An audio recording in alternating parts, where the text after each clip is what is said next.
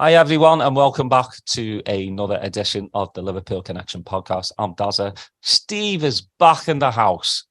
It's nice to have you back, Steve. It seems like it's been a while, but I know you've been off to Mexico and Michigan and touring the world.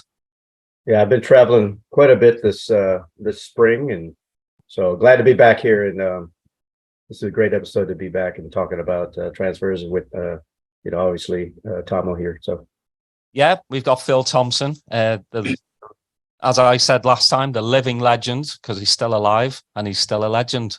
So today's episode, we're gonna delve into this transfer saga that's going on. Phil, great to have you back. Lots gone on since we last talked to you.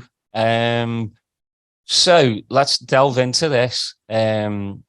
I believe that Klopp has been blindsided by the Saudis coming in for Fabinho and for Henderson. What's all your thoughts on the whole Saudi?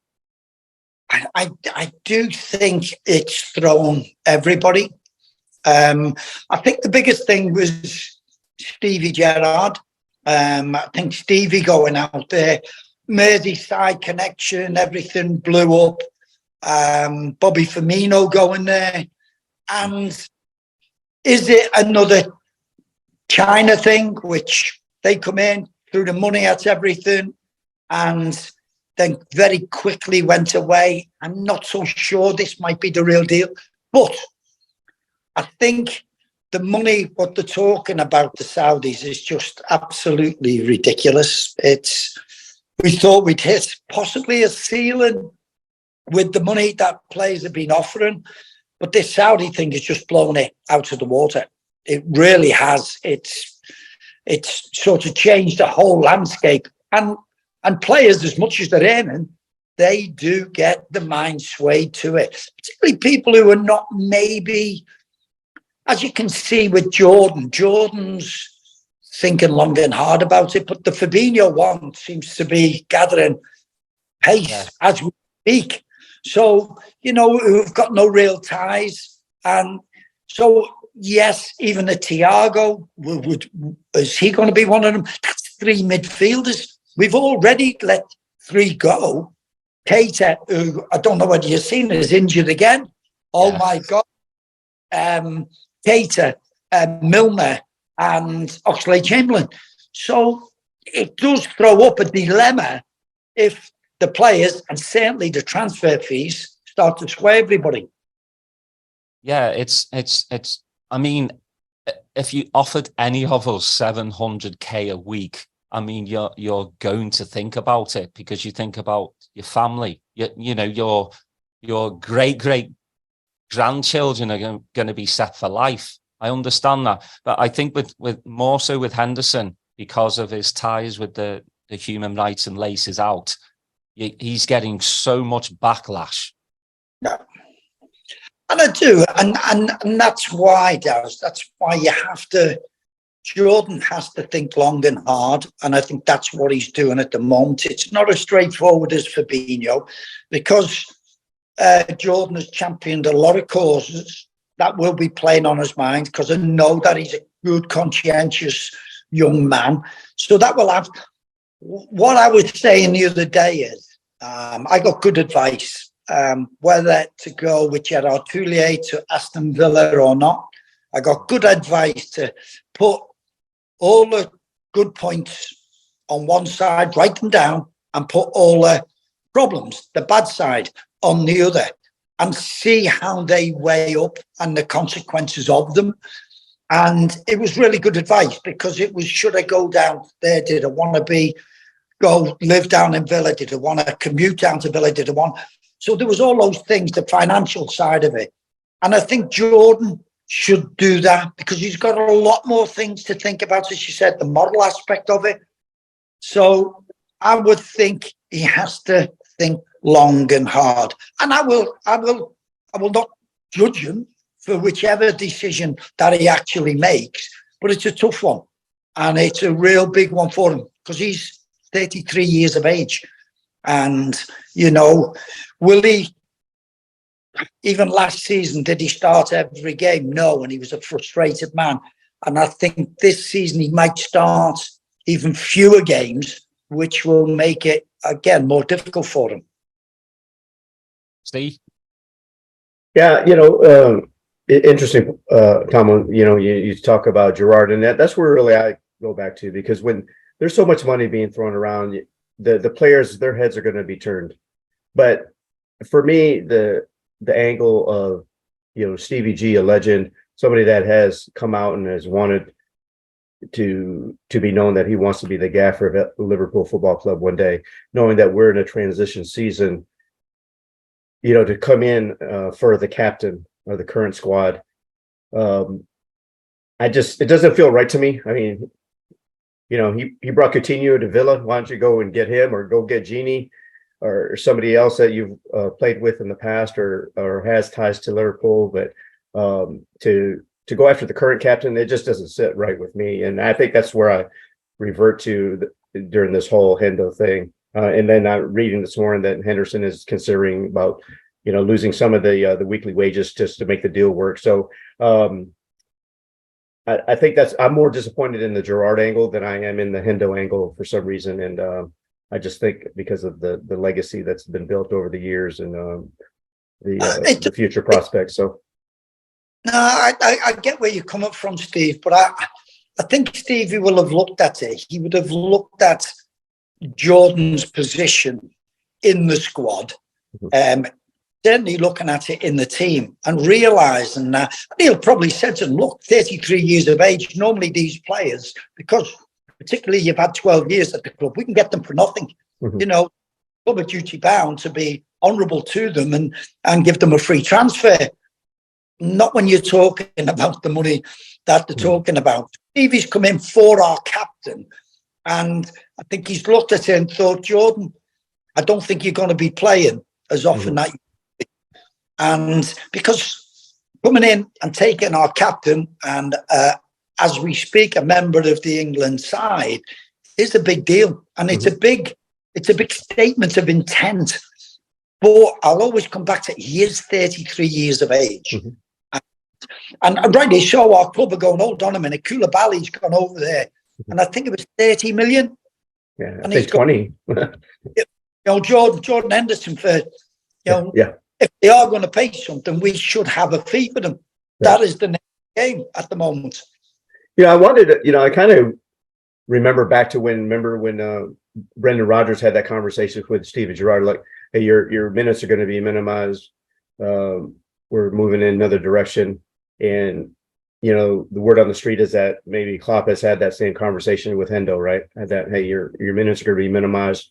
So I kind of think like, and we know that Gerrard ended up going to the MLS, after that season. Would he have made, a similar decision at that point if it would have been the Saudis coming in for him with that much money when Brendan Rodgers had that conversation? So like I said, I don't put it on the player as much. I just wish it wasn't, Gerrard coming in for Hendo. If it wasn't one of the other teams, I think it'd be a little bit more palatable to me.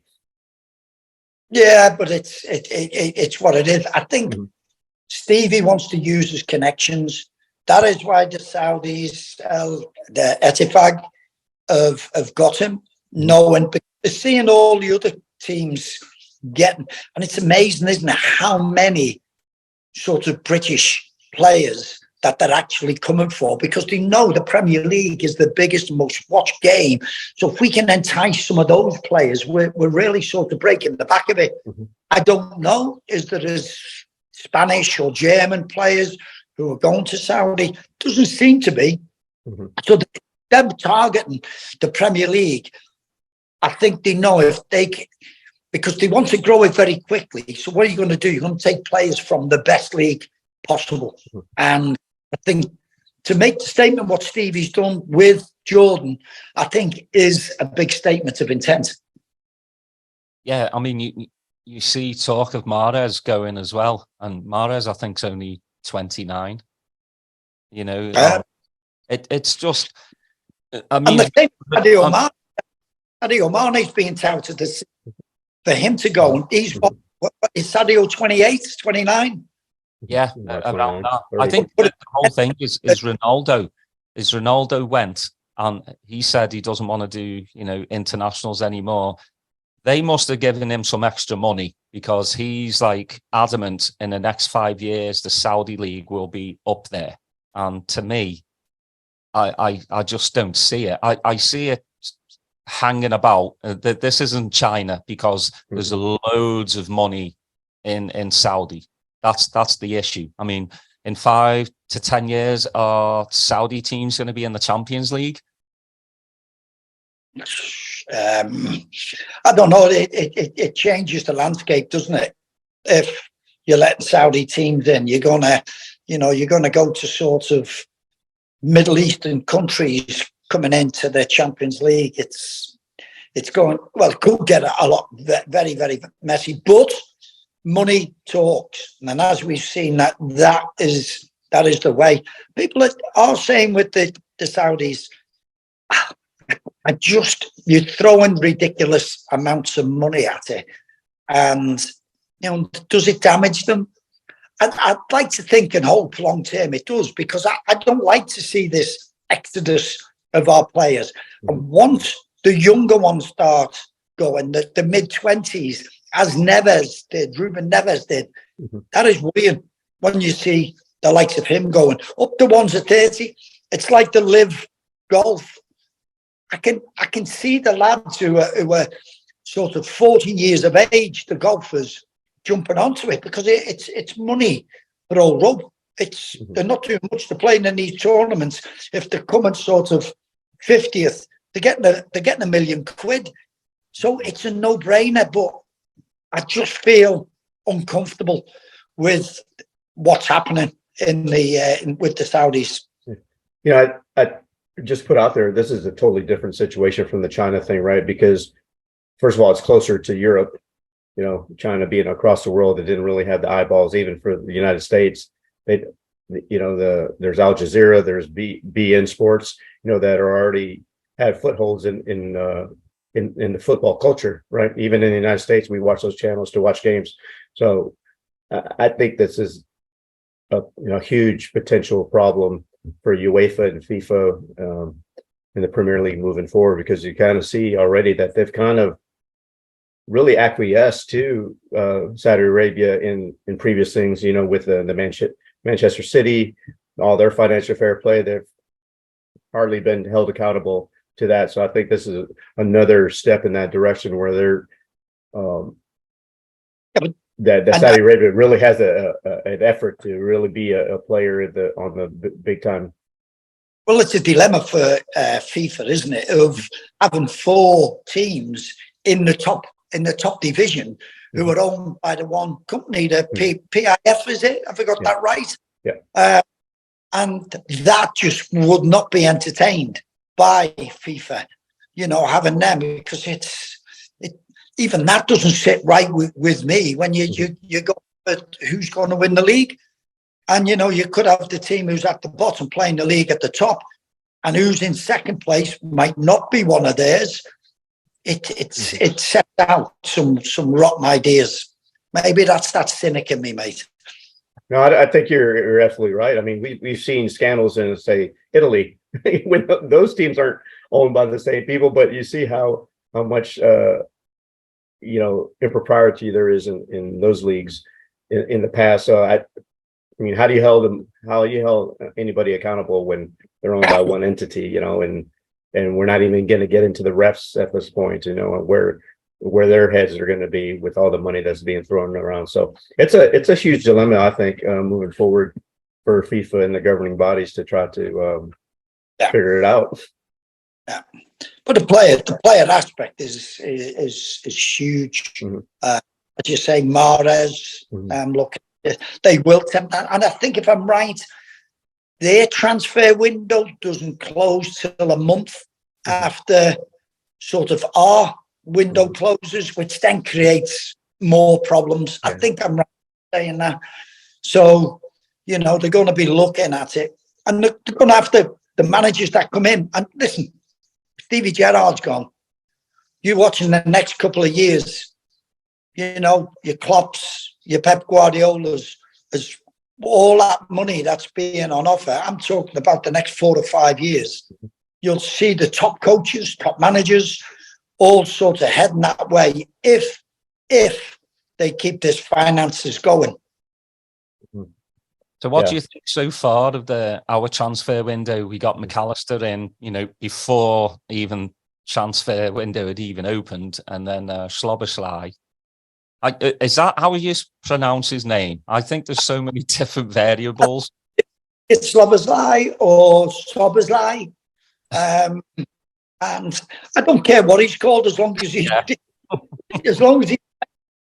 does. I think one of the great things, I don't know, Klopp's era, I think a lot of the transfer windows have opened and we've had a big deal done very early on to keep everybody, look, we've done this, we've got it. And McAllister happened very, very quickly. We don't 35 million for him is great. And I can remember seeing when he scored that 99th minute penalty for Brighton against Manchester United, and they had him on the pitch after it. And as good a player that he is, and the attributes that he has, when he was on that pitch at the end, and they had a mic on him, he could have quite easily have milked that. What a great result! Yeah, the pressure didn't bother me. He was so humble.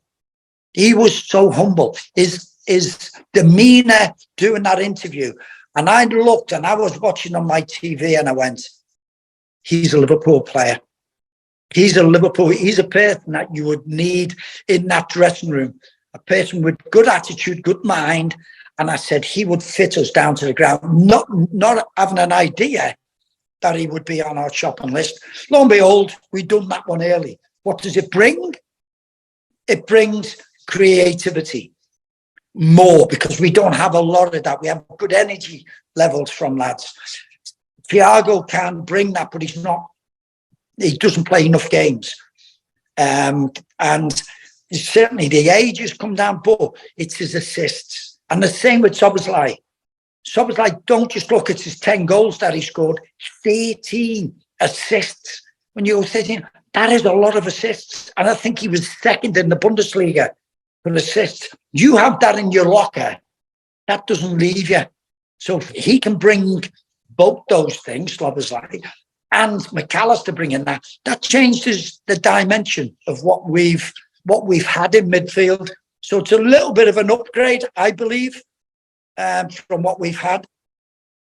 Well, even with Curtis Jones's recent performances, at the tail end of last season, obviously through the youth tournament, and congratulations to him and Harvey for winning the World Cup. But there's another person that's going to bring some energy into that midfield, what we were lacking last year. So I'm excited. Good one, Steve, because Curtis, we shouldn't forget that, because he's a local lad. Sometimes we go take him for granted. But as you see, throughout that good spell that we had, that run towards finishing fifth, Curtis was a vital member of not just that squad, but that team.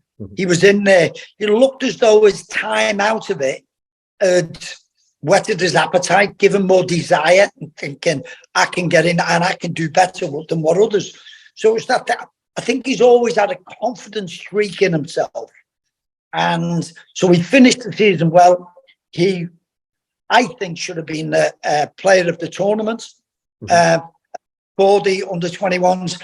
And I thought he was absolutely magnificent. And I think he will get better. I do believe he will get better.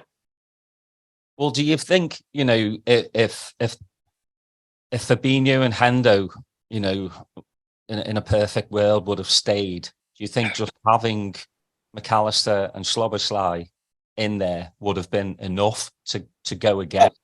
No, Daz. And this, I think it goes back to what Steve said, is the Saudi involvement with them. Is that, I don't know whether it was you or Steve, who said it's caught us unawares, and I think it has done. Now, for me, you have to think of yourselves first. Don't think of the players. Don't think the club's bigger than anybody. I really think we need, before Fabinho gets done, before Henderson will get done, before Thiago would be, we've got to cover our back because, as I said before, we'd lost 3 players through the contracts running out. We've signed 2 to strengthen us. And then all of a sudden, we could be losing 2 or 3 midfielders. And as we've just said, you've got sort of Harvey Elliott, you've got Curtis Jones, still young lads. We still need that bit of experience. So I think that will have thrown the recruitment offline a little bit. Because is the money too good? 40 million for Fabinho, maybe 20 million for... I would like to think and hope we are reacting to this, is that we've got something planned that somebody else is going to come in. If we allow these to happen, we've got to make sure we're going to cover it because we're going to not look too good here. If we've lost 3 players and then we're losing another potential 2 or 3, we are massively undercooking it in midfield. I think that's where a James Ward-Prowse could come in and be that experienced midfielder in the middle. Yeah, do you know what he is? Is he top drawn? And his set pieces are fantastic and it's great.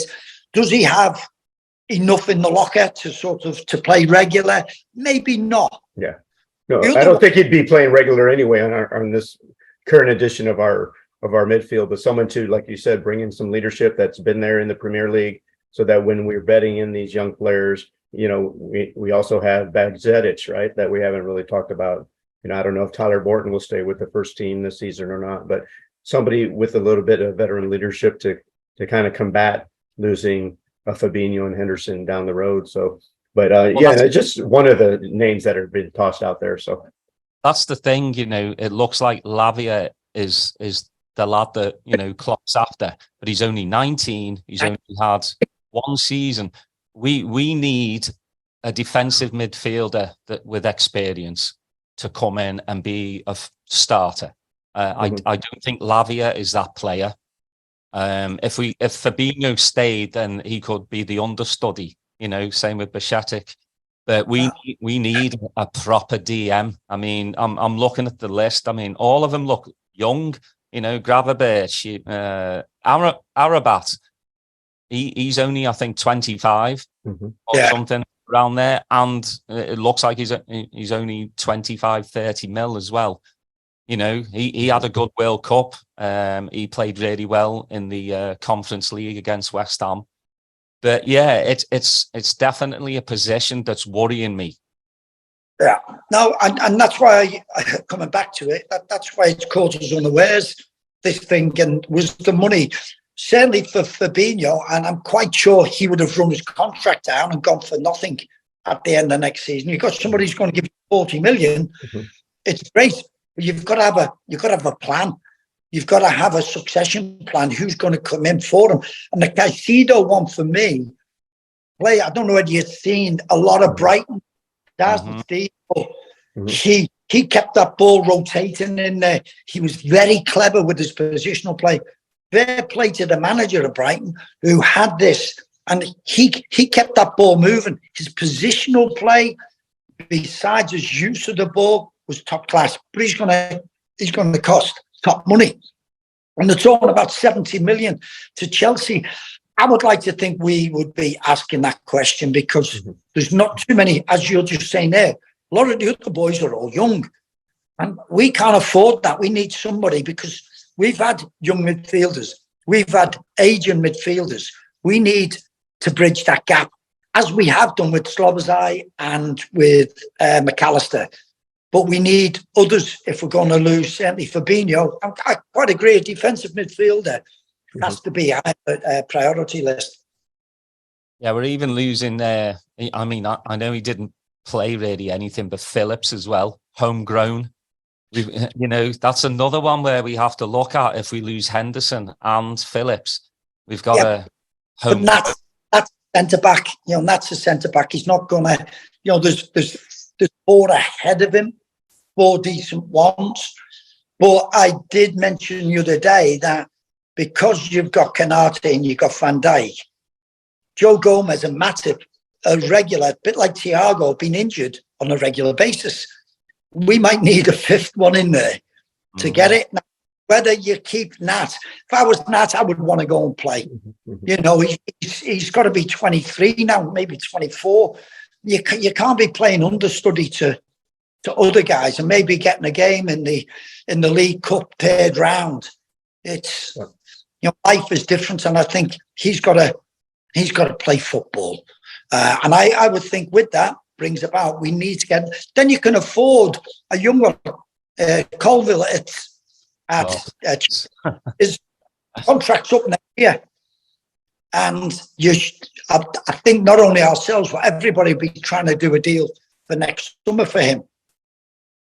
Are he stuck? The what? You were stuck for a minute there, Phil, so we didn't hear what you said. Yeah. Oh, that was probably the best I've spoke anyway. Yeah. You know, I read something this morning that and don't hold me to it whether it's true or not, but that Klopp had reached out to Colville directly, which I don't see Klopp doing that. You know, he's pretty plays it close to the vest on the rules, you know, especially after the tapping up of, you know, with Van Dijk and all that. But it's interesting if those rumors are true and that, you know, Chelsea are looking to sell him or not. But listen, the way football clubs work, sometimes you get wind that the players don't want to come to you. They want to go, like Man City with Declan Rice. Mm-hmm. Man City were in, they put their offer in, good offer, but then he wants to go to Arsenal. He's not coming. So what's best? Back away from the decision so that you don't get embarrassed, that you keep pushing them, and you're going, he's never coming anyway. So these sorts of players, you have to know sometimes their preference, where they want to go, and then you walk away from a deal or you don't pursue any of it. And it's like that with a lot of players. So, you know, Colville maybe has got something in his mind where he wants to go and when. Yeah, my one would be, you know, McAllister, Szoboszlai, Colwell, Lavia, and Concedo. That would be 10 out of 10 transfer. But you know, I'm probably living in dreamland. But what are your? It probably cost us about 250, 300 million there, Taz. But I'll send them some money. I think we all would. So what are your thoughts then? You know, obviously we need players coming in, but what are your thoughts? How we can afford them all? Just sell your Adidas trainees. All right. Oh, well, I guess we're only getting Lavia. we still get money. We still get money back. Yeah, probably. So with your thoughts for the new season, what are your expectations? You know, if Klopp can get, you know, a few more players through the door, what's your expectations for us? Is it just top four, or can we challenge City again? I think we will challenge City. I am impressed by Arsenal signings, particularly, mind you, Havertz I'm not so sure about. I don't know where he fits in, but Declan Rice has been fantastic. Julian Timber is a good player, maybe not the tallest, but a central defender. But the way with the signing of Declan Rice, probably we're third favourites for that league now. But people, and I'm glad we're going in there a little bit under the radar, but after the season that we had, but we had a good finish. So the confidence will be quite high. That is a starter. I don't think Klopp will allow those results that we had last season. We will turn all them round. Bournemouth, Wolves, Nottingham Forest. They will not happen again because he will be on top of them. He needs to make sure, and that's the biggest thing, when he's got the players, and I don't know, psychologist or whatever, this is an area which we're playing the big six. We've always done well, and our results will probably be at the top. It's those other games which we got away from, losing those silly games against the teams at the bottom, and it come back to haunt us last year. I would put that down at the top of my list to get sure that the mental attitude is going to be right before those games, because we were sloppy in all those games. You know, you're very important, like you said, confidence. You know, last year for stretches of the season, we lacked the confidence, and it was very unusual to see the Klopp team just being totally, playing without the confidence of the abilities of the team, as a cohesive unit. But if, just remind people back when we were chasing for fourth place that year, what a run of games we had at near the end of the season, 10 on the trot, I think, at the end to get to third place eventually. But that carried over to the next season, and we just twatted everyone and won the league. And I think this is got into chasing trophies again. So I think this is kind of the same situation, that confidence that they built at the end of the last season, hopefully with the new additions, carries over. And I'm looking for a quick start from Liverpool this season for sure. And I think the thing is, what we got to remember, guys, and it's a hard one to take in. The season before last, we played every game that was possible.